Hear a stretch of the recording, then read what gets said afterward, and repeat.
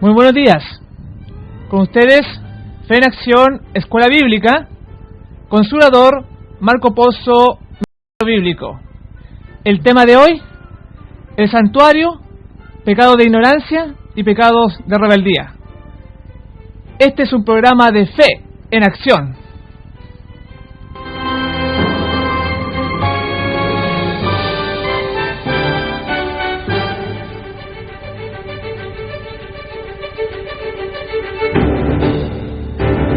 Levantemos nuestros ojos, redención se aproxima, ya estamos casi viendo, Salvador de nuestras vidas, es tiempo de ir al frente,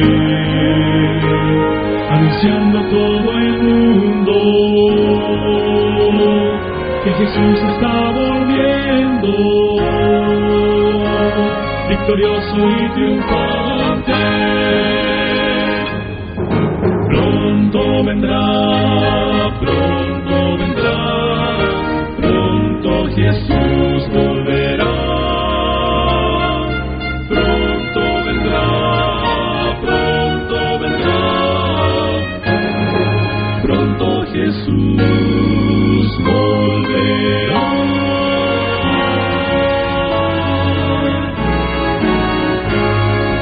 Pronto Jesús volverá.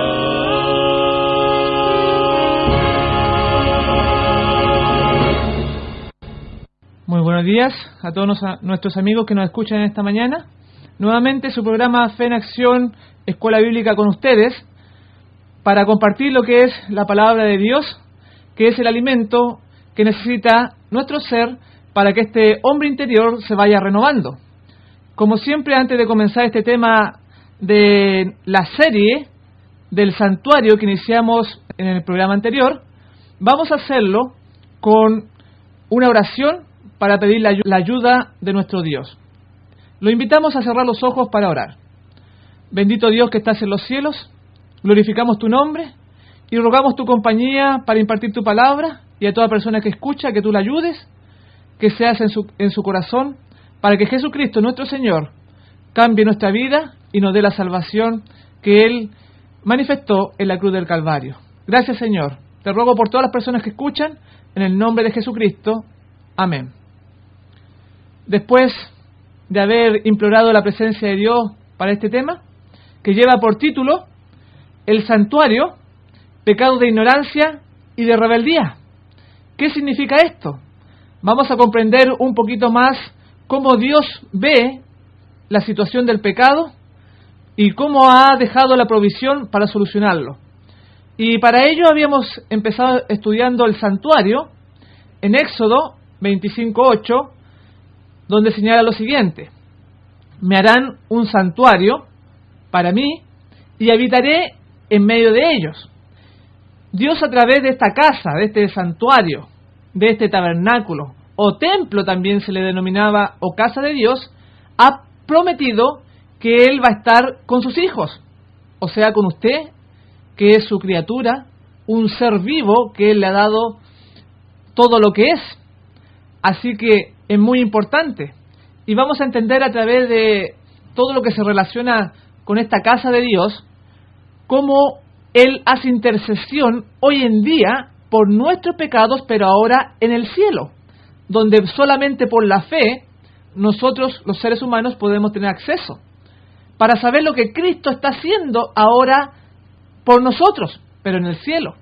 Por eso, en el libro de Hebreos, capítulo 9, versículo 24, dice: porque no entró Cristo en el santuario hecho de mano, figura del verdadero, sino en el cielo mismo, para presentarse ahora por nosotros.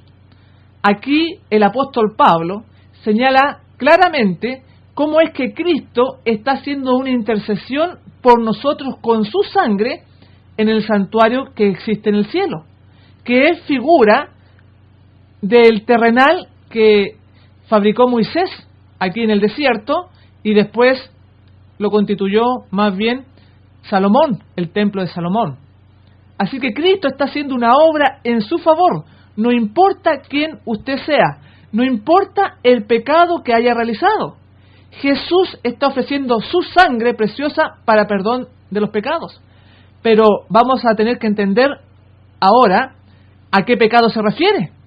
Porque hay pecados de ignorancia, o sea, pecados por lo cual la persona no sabía o no lo entendía, y pecados de rebeldía, que igual lo comete a sabiendas, teniendo un pleno conocimiento. En otras palabras, manifestado en una franca rebeldía contra Dios. Hay una diferencia en esos pecados. Y aquí va a ver usted cómo en cada situación de nuestra vida, el Señor determina el nivel de maldad a través, si acaso nosotros conocemos o desconocemos.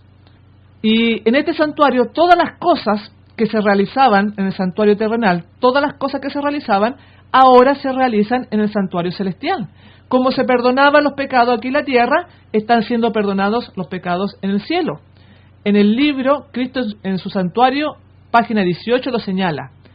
El ritual que se efectuaba como representación y sombra de las cosas celestiales y lo que se hacía simbólicamente en el santuario terrenal, se hace en realidad en el santuario celestial.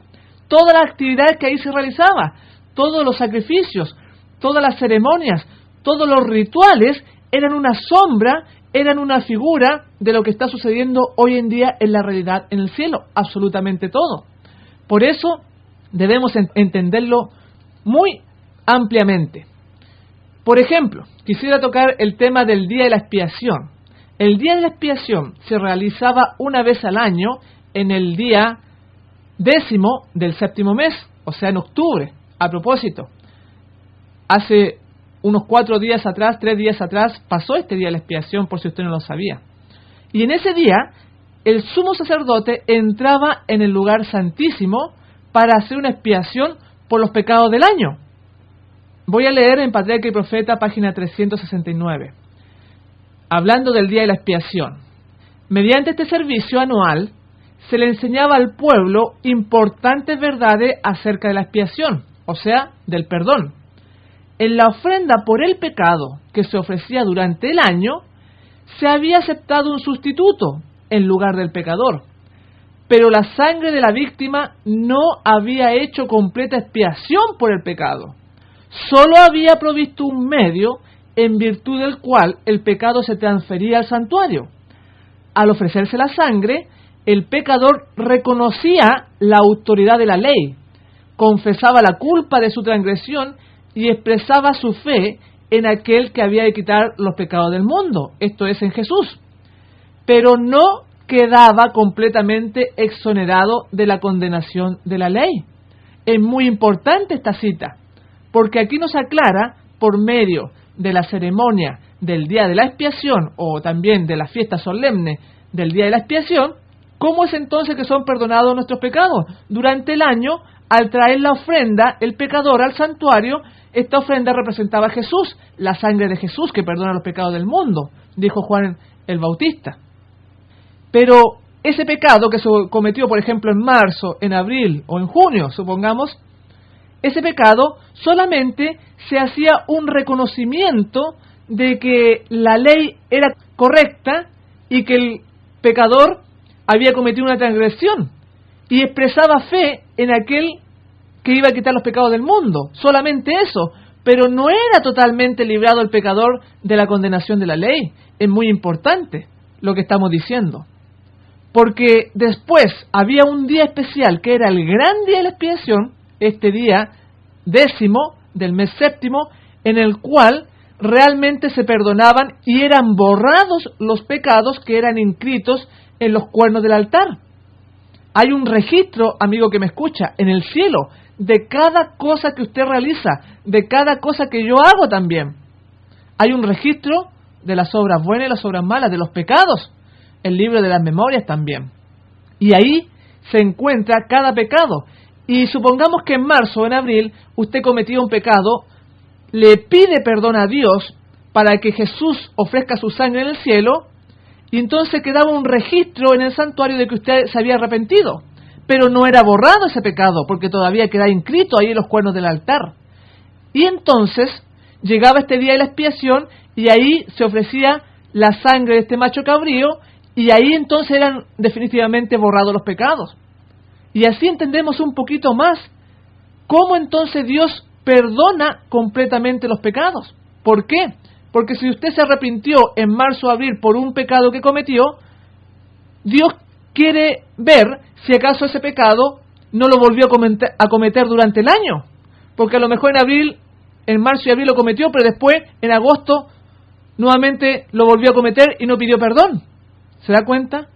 Entonces al final del año, porque el año eclesiástico, al final del año, Dios tenía que ver si acaso ese pecado era una corrección externa de la vida, porque ya dejó de cometerlo, o si acaso era un cambio de naturaleza. Son dos cosas muy distintas, porque una regeneración externa quiere decir que no lo hizo por el momento, pidió perdón por el pecado que hizo, pero ese arrepentimiento no era sincero y después lo siguió cometiendo. Entonces, para que forme parte de nuestra naturaleza, quiere decir que ya no lo hizo nunca más. Así es. Entonces había que hacer una obra de juicio, una obra de investigación, si acaso desde que cometió el último pecado hasta el día de la expiación se había arrepentido y si acaso no lo volvió a cometer. Y entonces Dios dejaba ese último día para que se arrepintiera y pudiese ser borrado definitivamente. Así que este es un ejemplo, el día de la expiación, de cómo trata Dios al pecado para limpiarlo y borrarlo. Por eso nosotros tenemos que conocer esto del santuario, porque ahí está el plan de la salvación, cómo Jesús entonces ve el pecado y lo borra.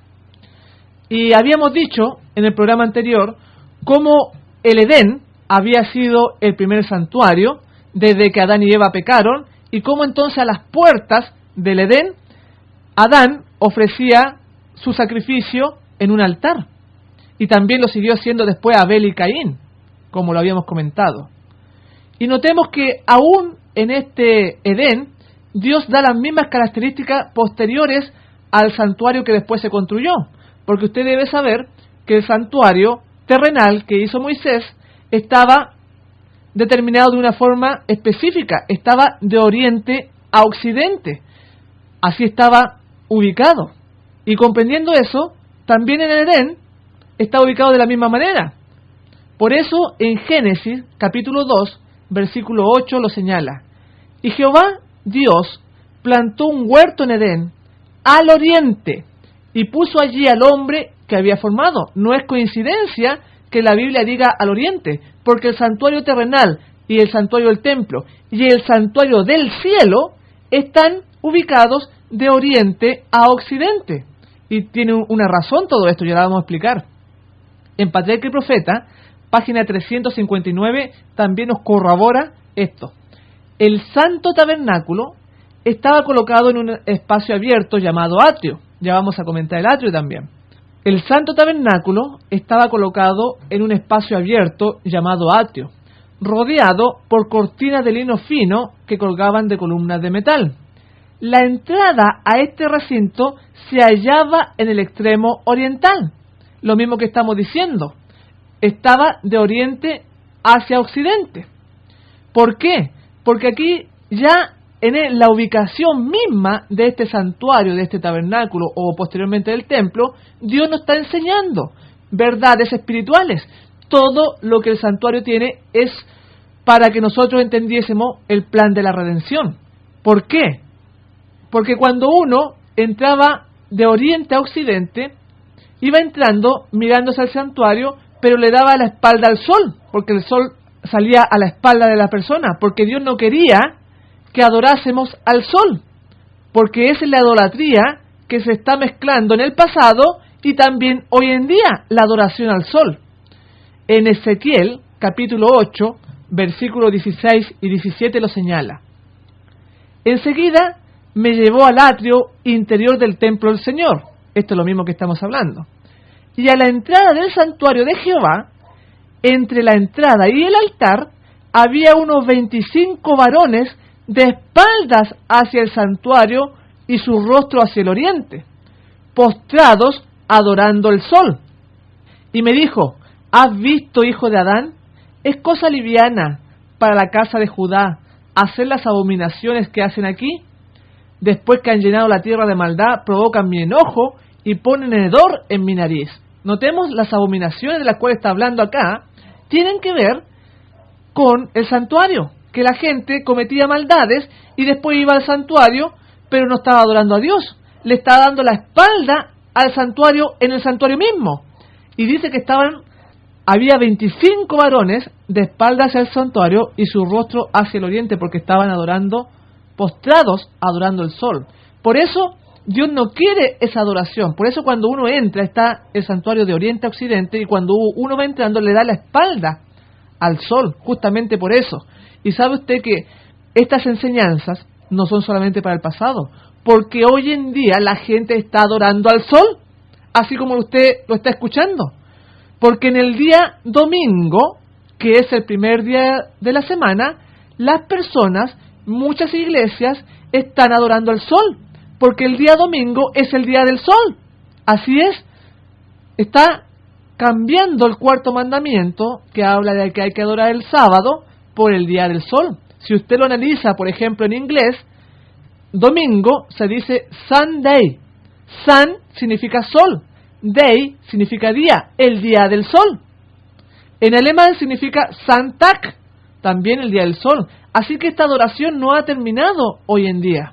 Sigue, pero la gente muchas veces no lo sabe, o sí lo sabe, pero le quiere hacer caso más a su pastor.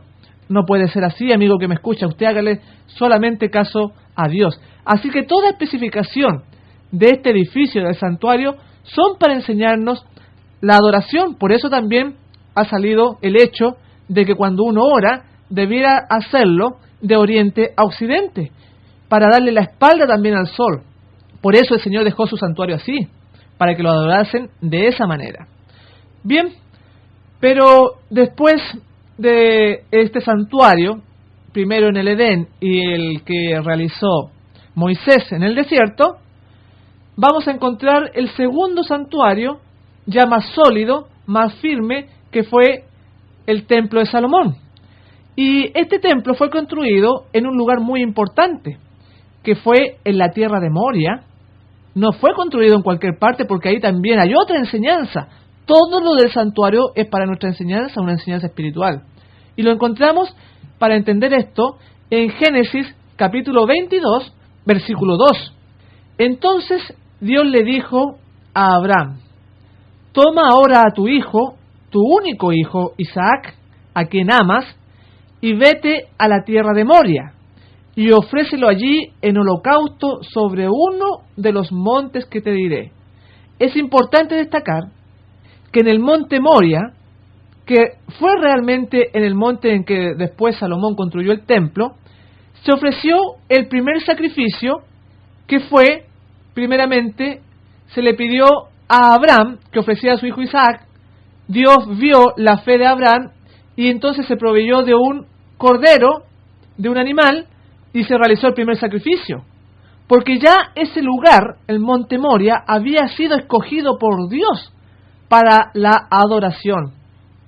Por eso, cuando Jesús es bautizado, Juan el Bautista, señalando a Jesús, le dijo: he aquí el Cordero de Dios que quita el pecado del mundo, porque ese animal, el cual fue sacrificado, representaba a Jesús.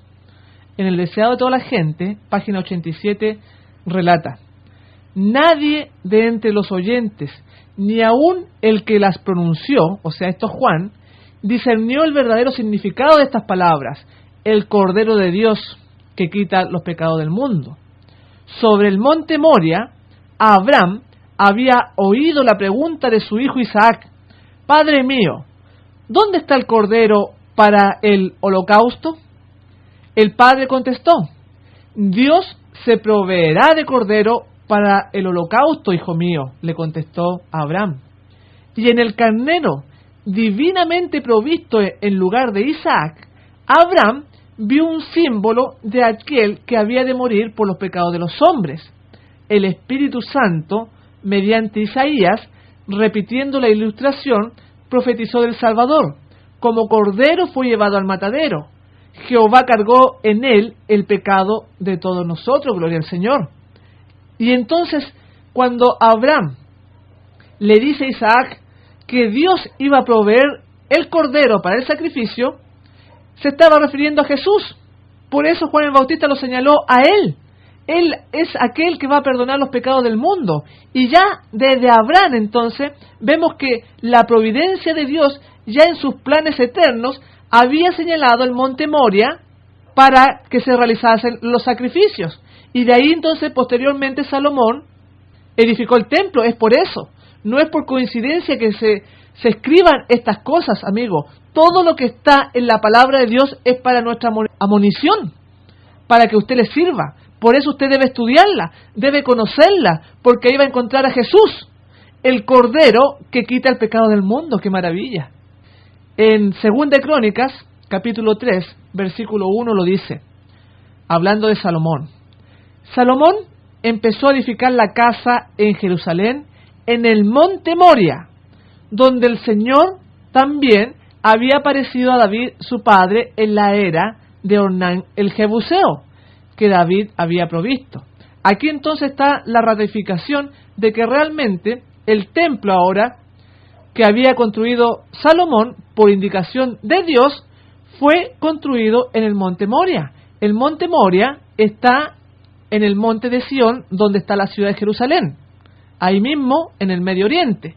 Y entonces también está el monte Calvario sobre este monte Sión, porque después lo vamos a ver cuando veamos la historia de Ron Wyatt, cómo él descubrió hoy en día, escuche muy bien esto, cómo descubrió los muebles de este santuario que estamos viendo y el arca de su pacto. También lo vamos a comentar, si Dios lo permite, en los programas sucesivos. En este monte de Sión está el monte Calvario. Qué interesante. También lo vamos a ver con la ayuda de Dios. Pero por ahora vamos a decir que durante 430 años después que Abraham puso en el monte Moria el sacrificio de iniciación de la adoración que iba posteriormente a realizarse, el diablo también quiso tomarse ese lugar, porque él trata de anular toda la obra de Dios. Y entonces, ¿qué hizo? Durante 430 años trajo a los cananeos a vivir ahí y a un culto idolátrico pagano. Pero por 430 años el Señor le permitió eso. Pero después con Moisés, cuando salió de Egipto, nuevamente retoman la tierra de Canaán y empieza a construirse este templo y empieza nuevamente la adoración. Porque aquí hay un plan de la mente divina para restaurarte de tu pecado, de tu falta y purificarte de cualquier maldad que hayas hecho. Porque a Dios no se le va ningún detalle, porque Él es santo, es todopoderoso, es magnífico, le puedes entregar tu vida. Ámale con todo tu corazón, porque Él murió por ti. Él ha derramado su sangre, que es la sangre que representan todos estos animales, tanto la vaca lazana, tanto el cordero, tanto como los machos cabríos, los becerros, todo eso representan a Jesús. Y aquí en 2 de Crónicas, versículo 3, versículo 1, vamos a explicar ahora esta otra partecita de este versículo que decía que David, su padre, había determinado en la era de Ornán Jebuseo, porque ahí también hay un motivo por el cual se construyó este templo de Salomón. Tiene que ver con la historia del censo que realizó David y cómo David entonces fue instigado por Satanás para que hiciese un censo, porque había pensado David él que cuando comenzó su reinado Israel era bien pobre, se había logrado muy poco, y ahora cuando realiza el censo ya habían pasado muchos años, ya estaba viejito, estaba anciano, y entonces se le puso en el corazón de que iba a realizar un censo para ver cuán grande, cuánto avance había tenido el pueblo bajo su reinado. O sea, lo embargó la vanidad. Imagínense, David, que había sido criado en el campo, un simple pastor, había tenido su infancia en humildad. ¿Cómo ahora este hombre, conforme al corazón de Dios, la vanidad y el orgullo lo abaten? Y eso nos da a entender, amigo que me escucha, quien quiera que usted sea, que el lujo, el deseo de obtener cosas, la vanidad está al alcance de cualquier persona. es muy peligroso. Si David, siendo un hombre con el corazón de Dios, conforme al corazón de Dios, una persona que había sido criada humildemente, ¿qué nos hace pensar que nosotros no va a ser una tentación el caer también en eso? Por eso están estos trabajos tan bien remunerados, por ejemplo, los ingenieros, arquitectura, o médicos, o cualquier trabajo que lo lleve a usted a la vanidad o al orgullo. Debe ser entonces considerado en la vida y ponerlo en las manos de Jesús para que sea desarraigado y tener un corazón humilde. Y entonces, en 1 Crónicas 21:1, Satanás hizo caer a David en esto, ya muy anciano. Dice, Satanás se levantó contra Israel e incitó a David a que contase a Israel. Y entonces vino una terrible plaga de parte de Dios, un castigo. Y vamos a conocer un poco más la historia. La contestación del rey fue, cuando vino la peste y la plaga, fue la siguiente. Está en 2 Samuel 24:14. En grande angustia estoy. Ruego que caiga en la mano de Jehová, porque sus miseraciones son muchas, y que no caiga yo en mano de hombre. O sea, Jehová ya había empezado la destrucción y por medio del ángel, y entonces también iba a ser castigado David, y se le ofrecieron alternativas, y David escogió mejor caer en las manos de Jehová. Notemos, porque dice acá, porque conozco sus miseraciones, su misericordia las conozco, no caiga yo en manos de hombre. Amigo que me escucha, porque David conocía el amor de Dios, conocía que estando bajo su mano había esperanza, y esa esperanza es la que Dios quiere que tú tengas también. Que conozcas a Dios y sepas que puedes, ante la tribulación, ante la angustia, ante cualquier sufrimiento que puedas estar pasando, te puedas acercar a Dios, porque Él es tu Padre amante. Y así lo hizo David. La tierra fue herida por una pestilencia que destruyó en ese tiempo, por el pecado de David, por haber mandado a que se realizara el censo, destruyó a 70,000 personas en Israel.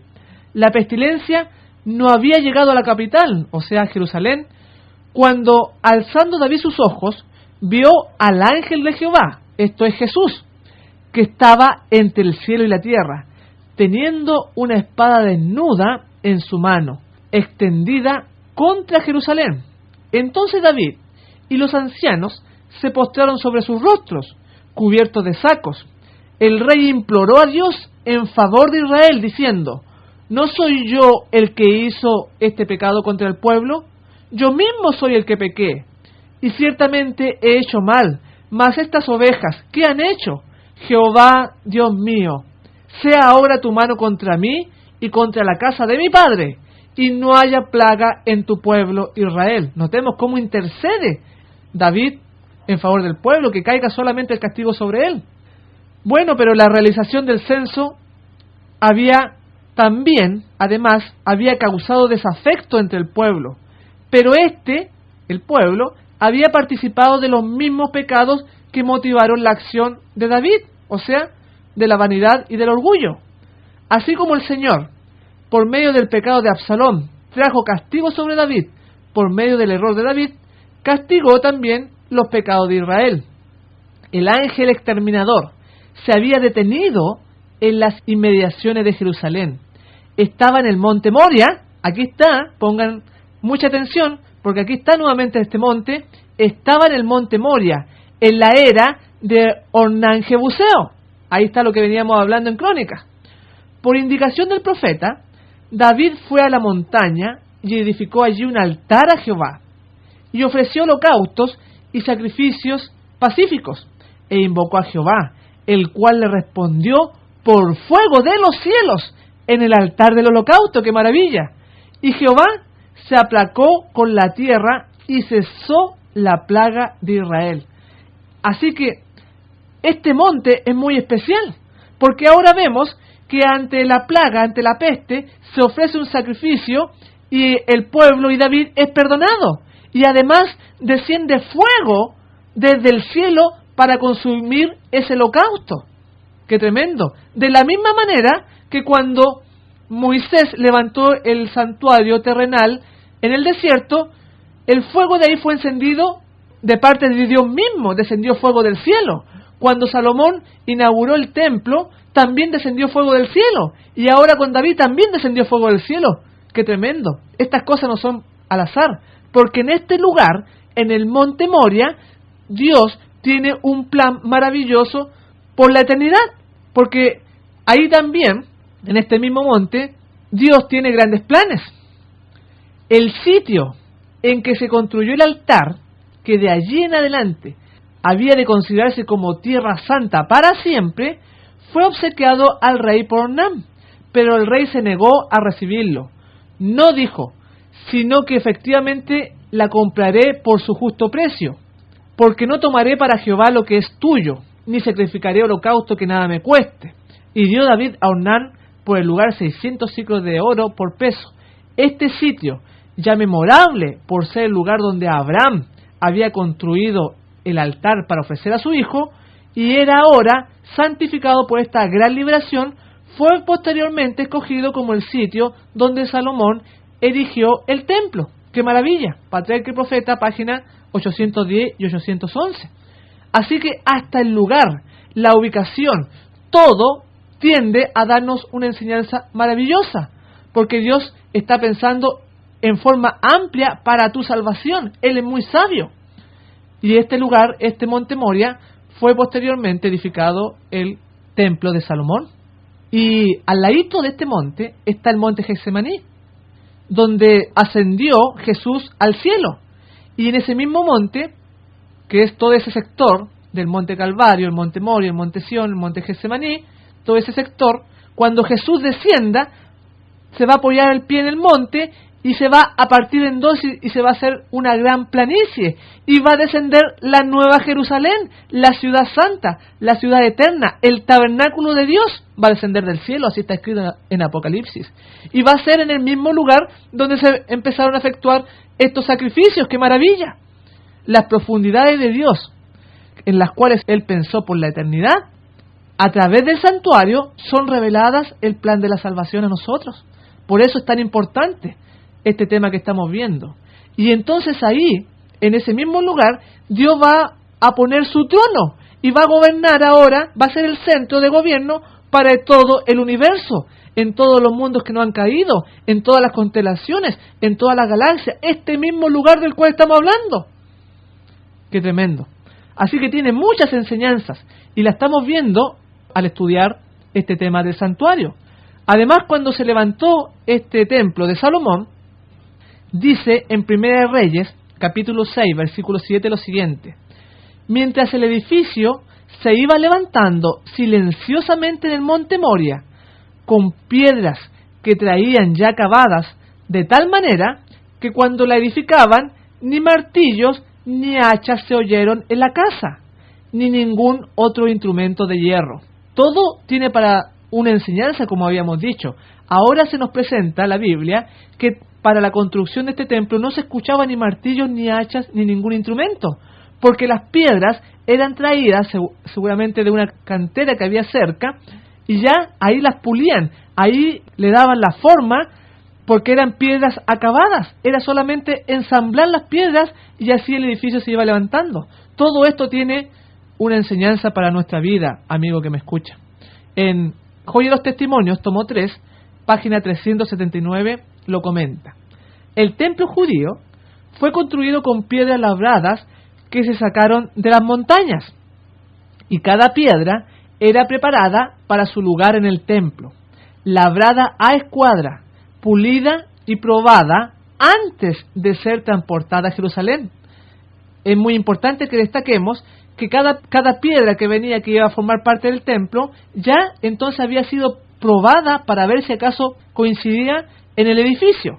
Cuando todas estas piedras se encontraron sobre el terreno, la edificación se hizo sin que se oyera el ruido de un hacha o de un martillo. Esta edificación representa el templo espiritual de Dios, compuesto de materiales traídos de todas las naciones, lenguas, pueblos y clases sociales, grandes y pequeños, ricos y pobres, sabios e ignorantes, o sea, de todo tipo de personas. No se trata de sustancias inertes que deban ser trabajadas por medio del martillo o el cincel. Son piedras vivas, sacadas de la cantera del mundo por medio de la verdad. Y el gran arquitecto divino, el Señor del templo, está ahora labrándolas y puliéndolas, preparándolas para su lugar respectivo en el templo espiritual de Dios. Ese templo, una vez terminado, será perfecto en todas sus partes y causará la admiración de los ángeles y de los hombres, porque Dios es su arquitecto y constructor. ¡Qué maravilla! Está hablando de que nosotros ahora, amigo que me escucha, somos esas piedras, pero que tenemos que ser labradas, tenemos que ser amoldadas, tenemos que ser pulidos para formar parte del edificio espiritual del arquitecto y constructor que es Dios. Y sigue añadiendo la cita: nadie piense que no tiene necesidad de golpe alguno. No hay persona ni nación que sea perfecta en todas sus costumbres y maneras de pensar. Una debe aprender de la otra. Por esto, Dios quiere que las diferentes nacionalidades se asocien para llegar a ser un solo pueblo, en su manera de ver y en sus propósitos. Así será cumplida la unión que es en Cristo. ¡Qué maravilla! Joya de los Testimonios, tomo 3, página 379. ¿Cómo entonces dice que nadie piense que no tiene necesidad de un golpe alguno para ser amoldado? Y aquí entonces nosotros también, a través de la construcción de este templo, entendemos las vicisitudes de la vida, los problemas, las dificultades que quizás usted pueda estar pasando en estos momentos. Quizás pueda estar triste, quizás pueda estar angustiado, pero siempre que vienen estos acontecimientos, estos golpes de la vida, también puede resultar en una mejora de nuestra manera de ser. Quizás nos ayude a cambiar un mal hábito, quizás nos ayude entonces a cambiar el carácter, que nos damos cuenta, la única manera, lamentablemente, en que debemos ser refinados y transformados de nuestra antigua manera de vivir, ahora para Cristo, nuestro Señor. Así que todo tiene una enseñanza. Ahora vamos a entrar, después de haber visto algo del templo. Veremos nuevamente el santuario que construyó Moisés. Nos referiremos al atrio que rodeaba el edificio, por decirlo así. También se le denominaba patio. Se encontraba el altar del holocausto y la fuente del agua. Está en Éxodo capítulo 38, versículo 1. Bezaleel hizo el altar del holocausto de madera de acacia, cuadrado, de 5 codos de lado y 3 codos de altura. Ese hombre, Bezaleel, fue instruido por Dios para la construcción del santuario. Y en el versículo 18 habla de la fuente. Harás también una fuente de bronce con su base de bronce para lavar, y la colocarás entre el tabernáculo de reunión y el altar, y pondrás en ella agua. Éxodo 30:18.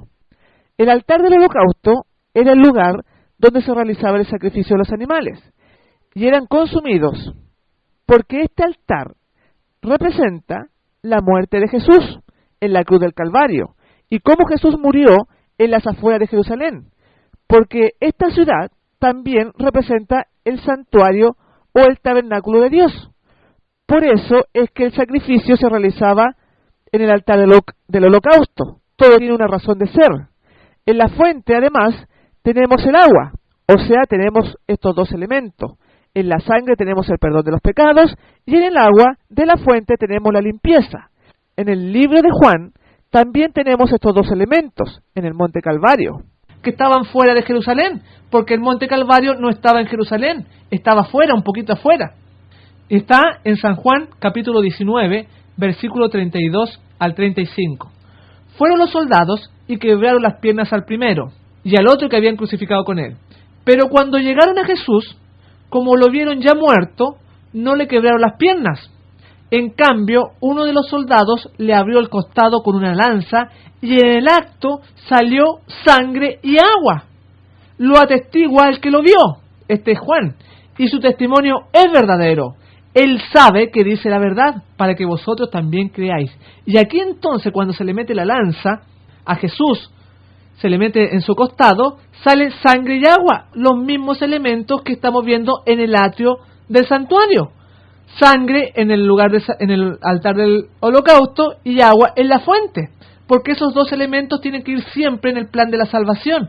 perdón de pecados, pero también purificación, o sea, abandono de Él. ¿Cómo podemos decir que nosotros somos cristianos, que seguimos a Dios, cometemos un pecado y no lo abandonamos? Decimos que nos arrepentimos y seguimos viviendo de la misma forma. No es así. El arrepentimiento lleva en sí dolor por el pecado, dolor por el acto que provocó la muerte de Jesús.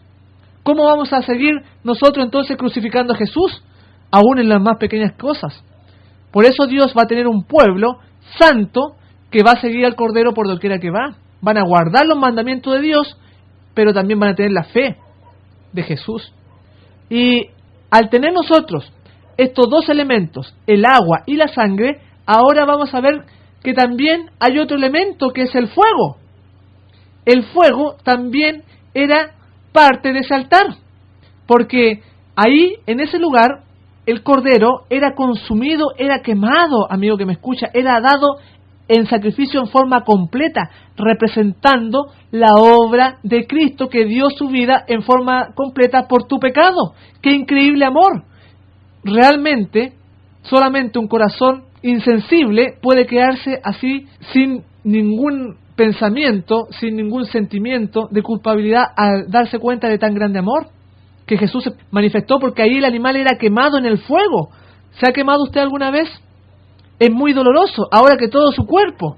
Eso estaba representando el sacrificio de Jesús. Así que tenemos ahora un tercer elemento agregado al agua, la sangre y el fuego. Pero no solamente en el santuario tiene este tipo de enseñanza, tiene un sentido más amplio todavía y profético. Porque, por ejemplo, estos elementos, el agua, la sangre y el fuego, también los tenemos a lo largo de la historia. Si usted se da cuenta, en los sucesos importantes de la historia de la humanidad han ocurrido. Ponga mucha atención a esta parte.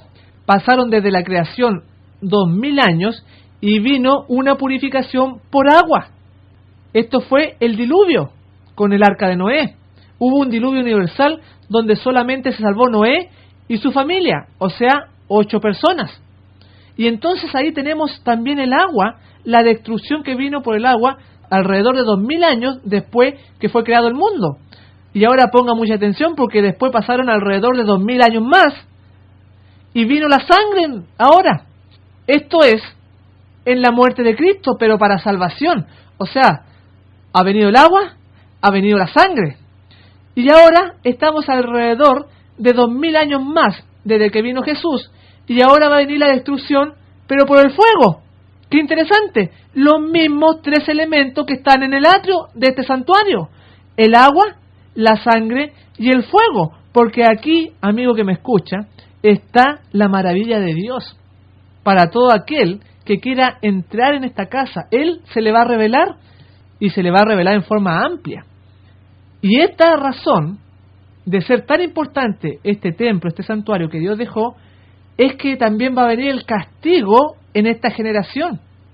En Ezequiel, que es el profeta que anunciaba la destrucción de Jerusalén, y también en Jeremías y la destrucción en el año 70 después de Cristo por los romanos, la destrucción de Jerusalén, tiene un motivo principal por el cual fue destruida, y esta fue que las personas, los israelitas, contaminaron el santuario. Así es, lo mismo que se está haciendo ahora con los pecados que se está cometiendo cada día por la humanidad. En Ezequiel 23:38 señala algo de esto que estamos hablando. Porque han adulterado, hay sangre en sus manos, han fornicado con sus ídolos, y aún a sus hijos que me habían engendrado hicieron pasar por el fuego quemándolos. Notemos que este versículo señala que cada hijo de cada matrimonio, si usted es madre o es padre, no es suyo, es de Dios.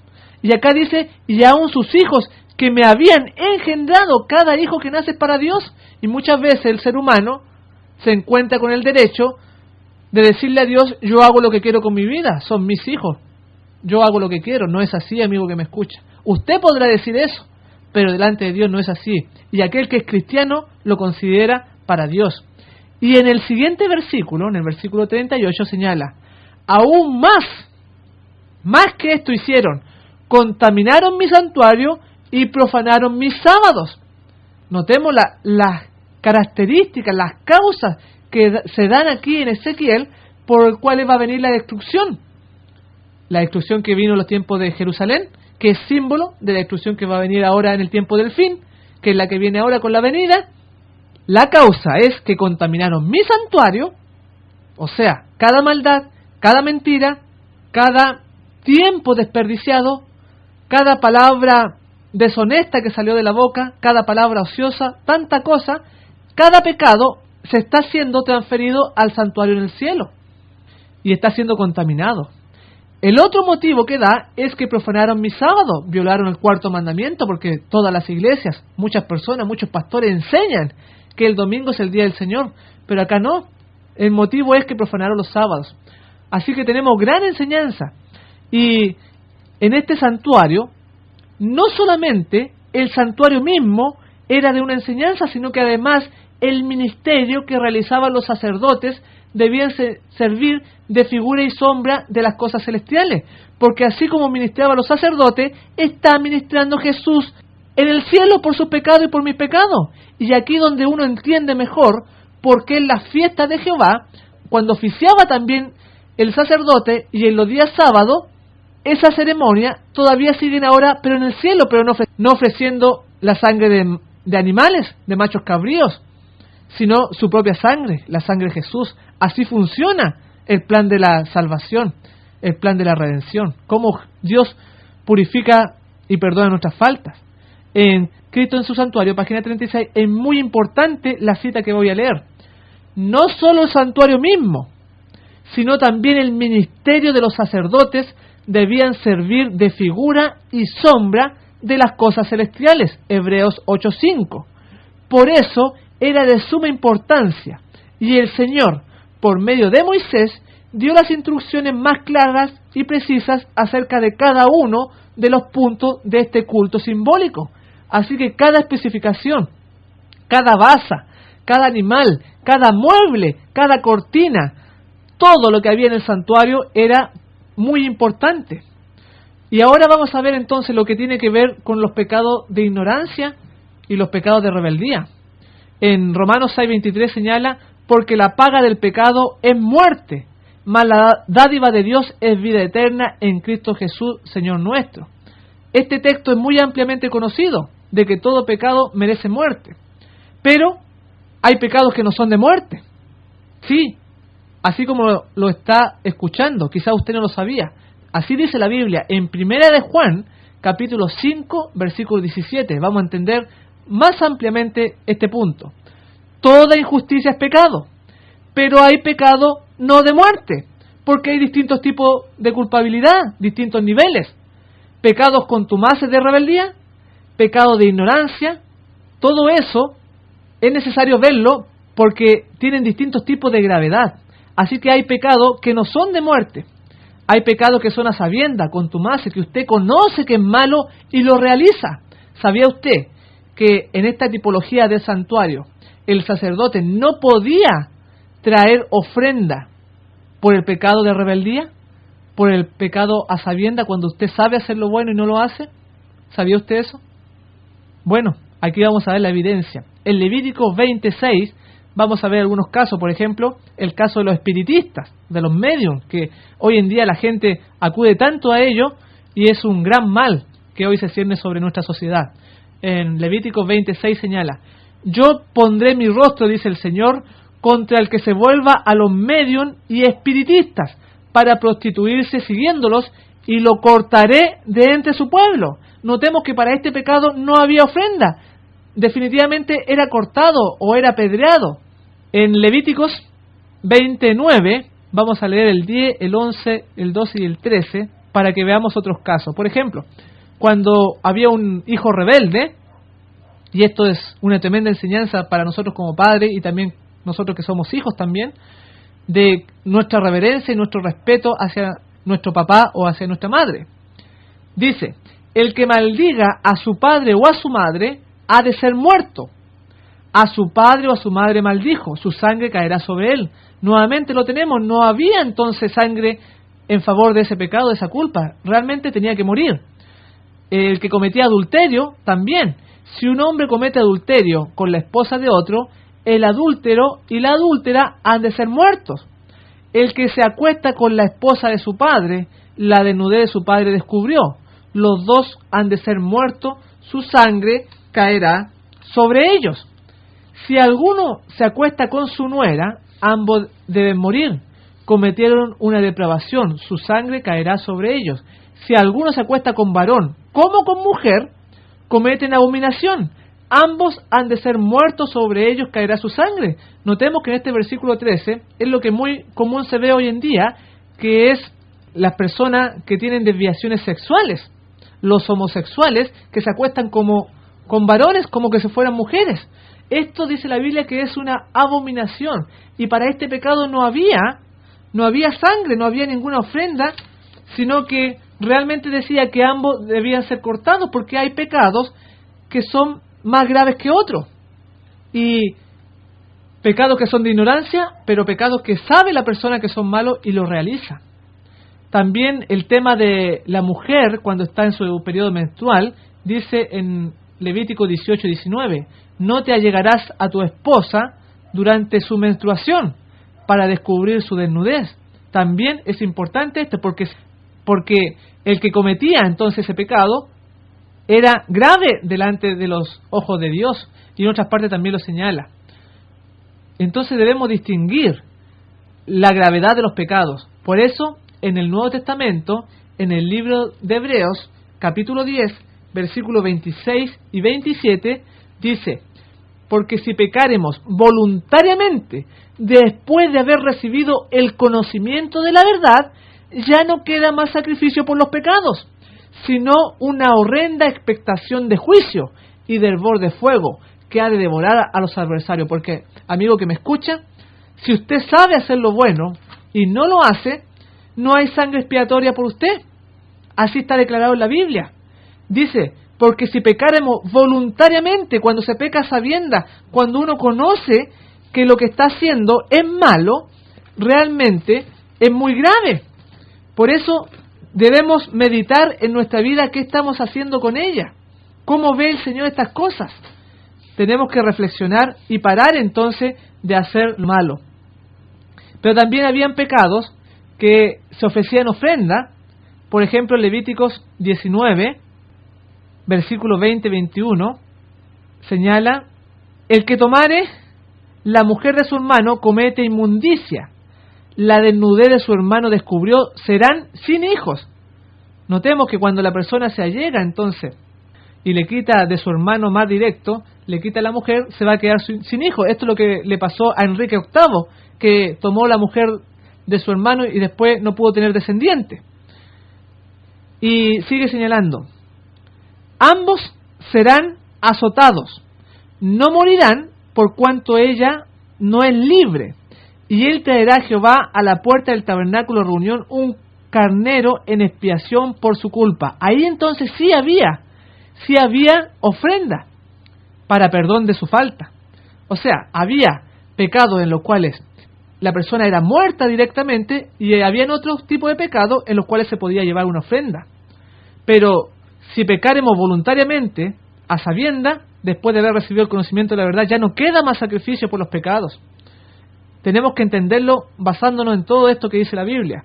En Números 15:30 lo pone más grave todavía. Dice: mas la persona que hiciere algo con soberbia, así el natural como el extranjero, ultraja a Jehová y menospreció su mandamiento, enteramente será cortada esa persona, su iniquidad caerá sobre ella. Es muy importante lo que estamos viendo, porque si nosotros procedimos a sabienda, en soberbia, con altivez, contumazmente, dice que estamos ultrajando a Jehová. Qué impresionante. Por eso dice que será cortada a esa persona, no va a haber sangre por aquellos. Así que es muy importante. Ahora vamos a ver un poco los pecados de ignorancia, o los pecados por yerro también se le denota, por inadvertencia, que una persona que no tuviera mala intención. Hablando del día más importante, el día de la expiación, que habíamos comentado algo, que es el día del perdón, dice que ese día, que es el día del perdón, solamente se van a tomar en cuenta los pecados de ignorancia, no los pecados de rebeldía, a sabienda, amigo que me escucha, es muy importante. Está en Hebreos 9:7. Solo el sumo sacerdote una vez al año entraba, no sin sangre, la cual ofrece por sí mismo y por los pecados de ignorancia del pueblo. Estos son los pecados que se van a perdonar, amigo que me escucha. Así lo dice la palabra de Dios. No puedo enseñar otra cosa que no esté escrito. Por eso necesitamos saber que hay una diferencia entre pecado de ignorancia y pecados a sabiendas. Es muy grave. El Levítico 5:1-5 señala que igual el que no sabía era considerado como culpable. Si alguno es llamado a testificar y peca por haber visto o haber oído algo y no lo hubiera denunciado, cargará su pecado. Pero fíjense lo que dice en el versículo 2. O si alguien sin darse cuenta toca algo impuro, sea cadáver de bestia o animal doméstico, impuro o reptil, quedará impuro y será culpable. Pero acá dice que no se había dado cuenta, pero la Biblia dice que es culpable igual. Y sigue explicándolo. O sin darse cuenta toca alguna inmundicia humana que pueda contaminarlo, y si después llega a saberlo queda culpable. O si alguien sin darse cuenta jura hacer mal o bien, como se suele jurar, y después lo entiende, queda culpable. Es muy importante porque resulta que a veces un juramento, uno expresa las palabras y realmente no se dio cuenta de lo que estaba haciendo, pero dice acá que no importa. No se dio cuenta, pero dice que es culpable. Así que, amigos, debemos entender esto. ¿Cómo ve Dios el pecado de ignorancia? En el versículo 5, el que peque en alguna de estas cosas, confesará aquello en que pecó. Por eso, tienen distintos grados. Y aquí lo estamos entendiendo, que son solamente cuando la persona piensa que por no saberlo, entonces ya está eximida de la culpa. No es así. Acá dice que es culpable igual, pero cuando se entera, esa persona tiene que pedir perdón a Dios, arrepentirse por lo que estaba cometiendo y abandonar el pecado, abandonar la falta por la cual Cristo tuvo que derramar su sangre. Y para que no sea en vano esa sangre que Él derramó en la cruz, entonces debemos cambiar nuestra vida y honrarlo a Él. Lo que se denotaba en la fuente, la purificación y el agua, para poder entrar al lugar santo y al lugar santísimo, que también representa el cielo, porque el atrio representa la tierra. Todo está conectado.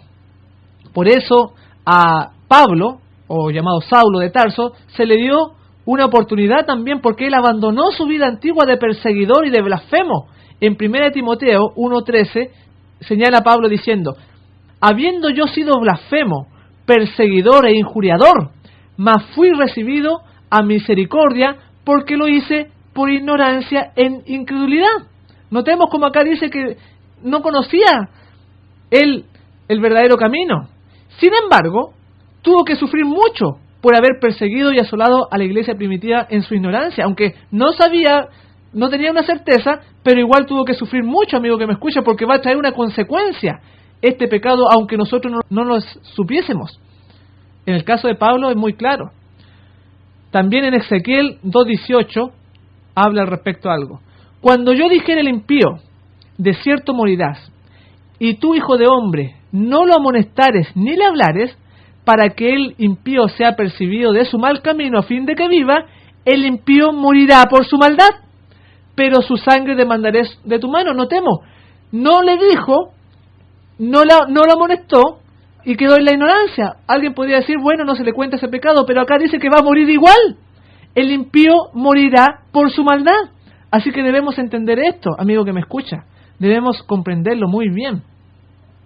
En Levíticos, capítulo 5, en el versículo 15, lo ratifica. Cuando alguna persona cometiere falta y pecare por yerro, o sea, no con intención, en las cosas santas de Jehová, traerá por su culpa a Jehová un carnero sin defecto de los rebaños, conforme a tu estimación, en ciclos de plata del ciclo del santuario, en ofrenda por el pecado. Aquí tenía que ofrecer una ofrenda para que ese pecado, que era por ignorancia, por yerro, pudiese ser perdonado.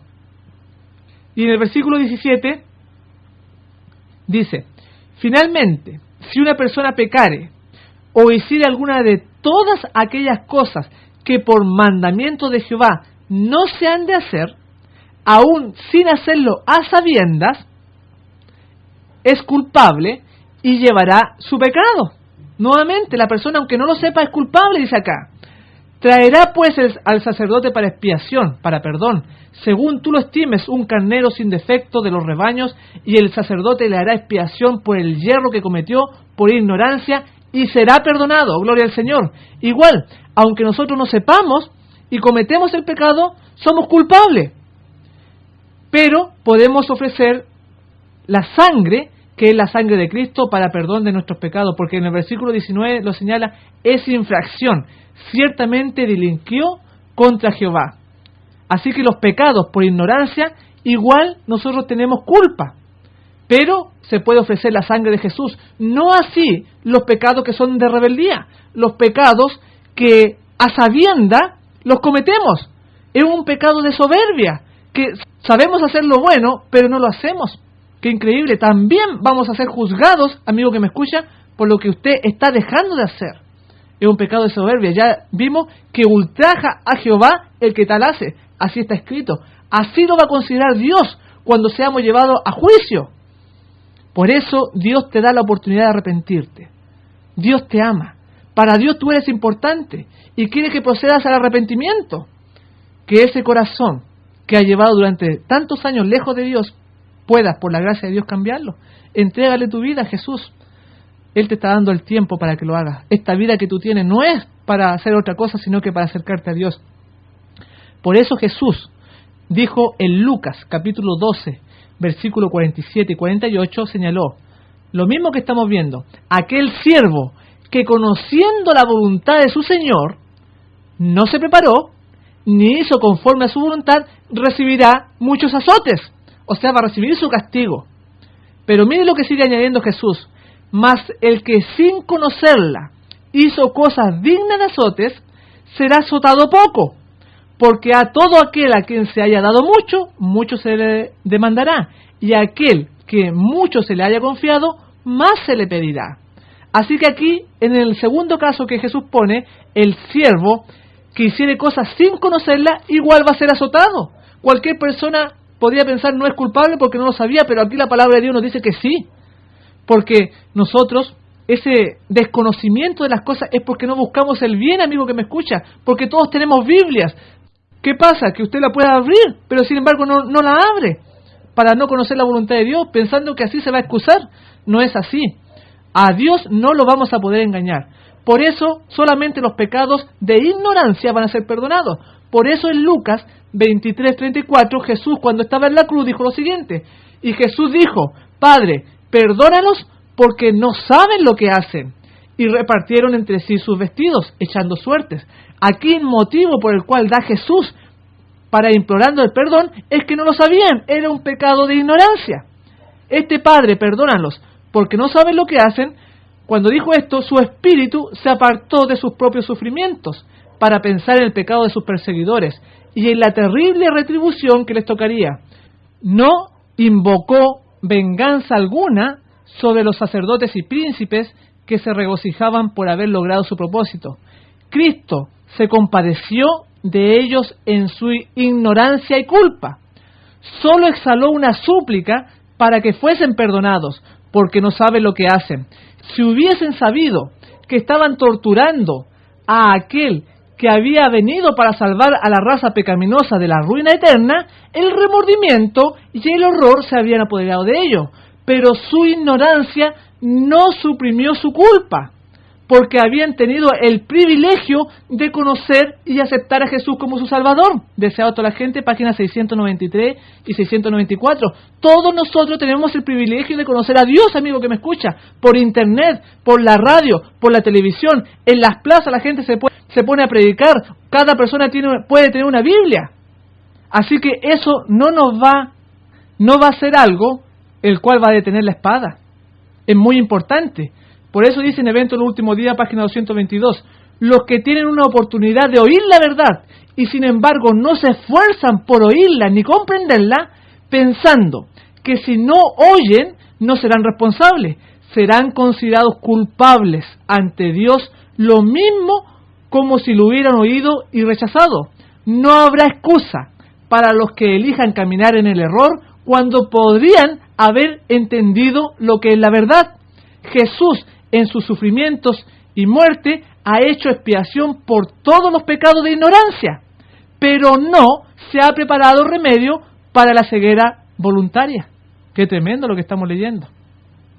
Por eso en San Juan, capítulo 3, versículo 20, porque todo aquel que hace lo malo aborrece la luz y no viene a la luz para que sus obras no sean reprendidas, porque el que está en tiniebla no quiere salir de la luz. Y ahí está la culpa, ahí está el pecado, que no quiere cambiar.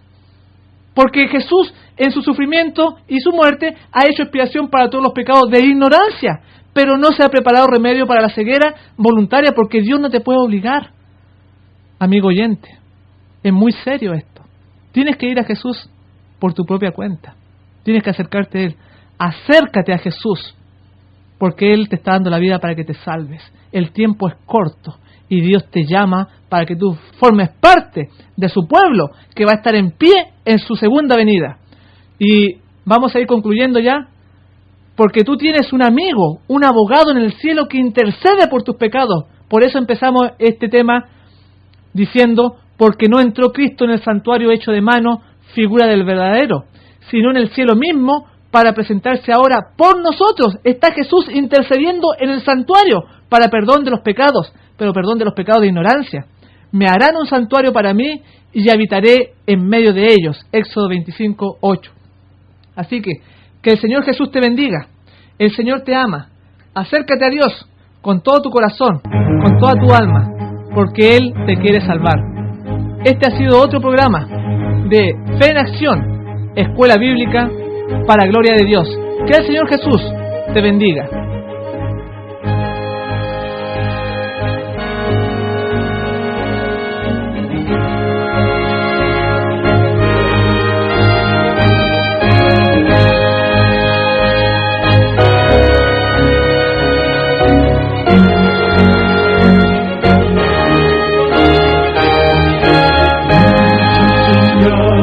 Mostrándonos están, Cristo muy pronto vendrá,